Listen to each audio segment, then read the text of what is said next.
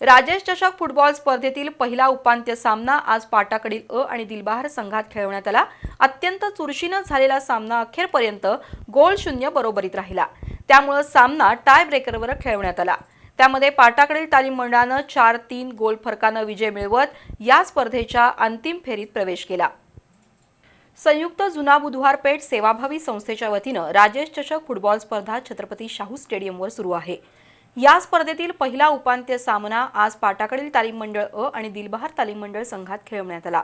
पूर्वार्धात दोन्ही संघातील आघाडीच्या फळीतील खेळाडूंना गोल नोंदवण्यात अपयश आलं। उत्तरार्धात पाटाकडीलकडून अमीन कजीर, ओंकार मोरे, ऋषिकेश मेथे पाटील, रोमारियो, नबी खान, अक्षय पायमल यांनी तर दिलबहारकडून प्रथम भोसले, फेबिन, तंजलीन, स्वयं साळुंखे, संकेत व्यसनेकर, माणिक पाटील यांनी आक्रमक चढाया केल्या।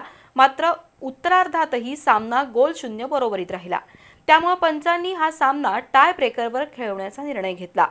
पाटाकडीलकडून अरबाज पेंढारी, रोहित पवार, अक्षय पायमल आणि रोहित मंडलिक तर दिलबहारकडून फेबिन, सतीश साळुंखे, थांजलीन यांनी गोल नोंदवले।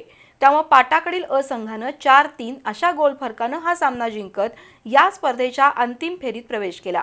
शुक्रवारी होणाऱ्या खंडोबा तालीम मंडळ आणि शिवाजी तरुण मंडळ या संघातील हाय व्होल्टेज उपांत्य सामन्याकडे सर्वांच्या नजरा लागल्या आहेत।